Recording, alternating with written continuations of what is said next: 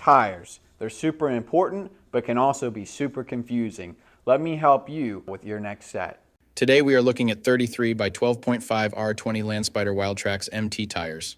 This is a Landspider brand tire. It is from the Wildtraxx MT series that they offer. This tire has a performance designation of all-season mud terrain passenger light truck and SUV tire. This tire has a 10-ply construction. I will go over what that means in just a moment. Some of the manufacturer listed features of this tire include bold aggressive design with large tread blocks provides more contact area. Highly angled center tread blocks enhance traction and lateral stability while reducing road noise. Alternating convex and concave sipes on the tread blocks and bionic claw-shaped design provides extra grip on mud and loose soil. Thick sidewall shield and specialized compound helps guard against punctures. Self-cleaning groove design ensures good hydroplaning resistance and reduces tire damage by helping to prevent stone retention. 3-layer reinforced build provides excellent impact resistance, durability, and handling performance. So to start, we will look at the tire size. This is one of the most important parts, if not the most important part of your tire shopping journey, because if you order the wrong size, they more than likely won't work on your vehicle. This tire size should be showing on the screen right now. So let's work from left to right and break down what these three numbers mean. What do the numbers on the sidewall mean? I'll explain that right now. The first number represents the diameter of the tire.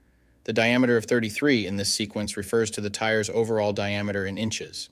In other words, this tire is 33 inches tall, from top to bottom. The second number in the tire size refers to the width. 12.5 in the sequence represents the width of the tire. So in this case, when looking at the number 12.5 in this tire size, it means that the tire's width is 12.5 inches from side to side. The third and final number of your tire size refers to the rim size or diameter. 20 is the diameter of the rim this tire will go on.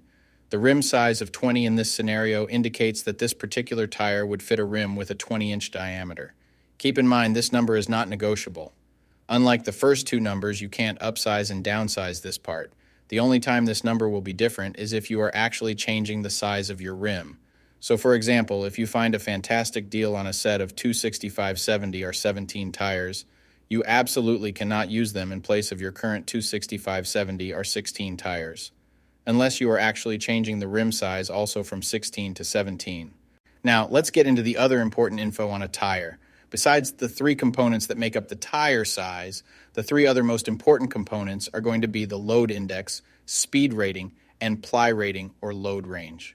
I know. 33 this, 285 that, 121, load range E. What the heck does it all mean? Let me explain that to you right now. So this is where it gets a little more tricky.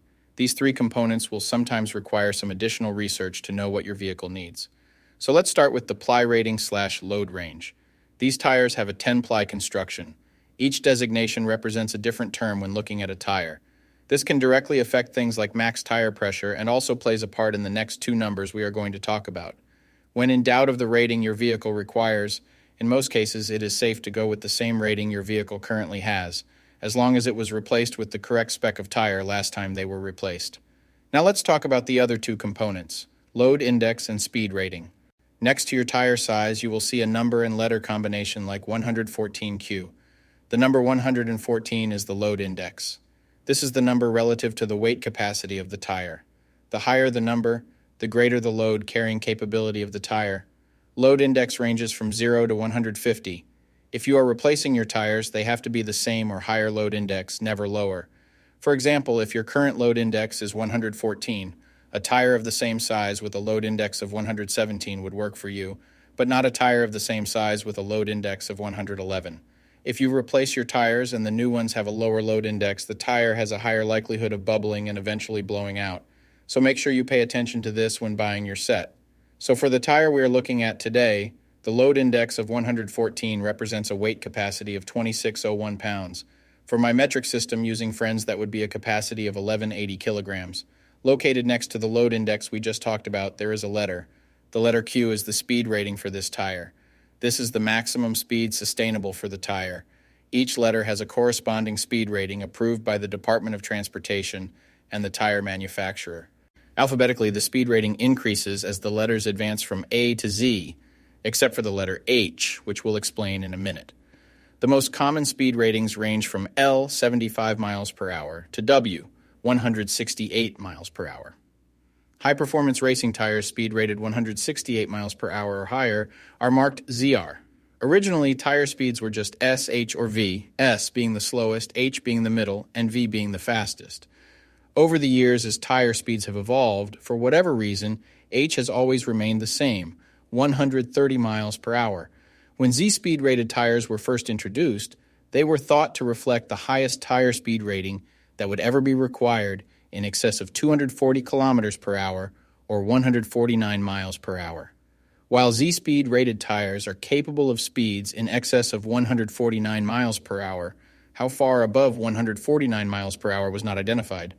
That ultimately caused the automotive industry to add W and Y speed ratings to identify the tires that meet the needs of vehicles that have extremely high top speed capabilities. So the speed rating of Q in the case of this tire means that this tire is rated for speeds of 99 miles per hour or 160 kilometers per hour. While speed rating is important in some unique cases, you shouldn't spend a ton of time focusing and comparing tires based solely off of this. While you do want to make sure the tire matches your vehicle manufacturer's specified speed rating, in almost all cases, the speed rating of a tire should always be above 85 miles per hour, which is technically the fastest posted speed limit anywhere in the United States.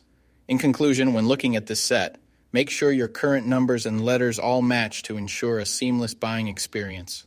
Thanks for joining me on this journey through the wonders of tires. Peace.